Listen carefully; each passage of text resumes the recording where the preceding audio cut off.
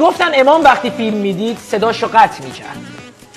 گویا صداقت یکی از صفات بارز امام بود. امام هیچ وقت پمپ بنزین نرفت.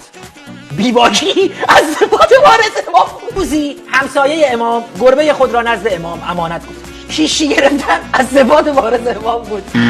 روزی شخصی نزد امام رفت و گفت هیچ کس مرا دوست ندارد. امام گفت پیش تو چطور؟ امام همیشه هنگام حکم بازی کردن رانی می نوشید. حکمرانی از صفات بارز امام بود. روزی امام فردی کر را دید و با او گی کرد. با کرگی از ویژگی‌های خاص امام بود. روزی رفسنجانی به امام یک گونی پسته داد.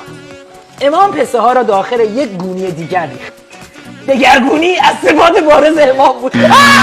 یک روز امام تصادف کرد و یک فرد بهش گفت تو باید بری اتاق عمل و امام گفت خیر. عمل خیر یکی از صفات بارز امام بود.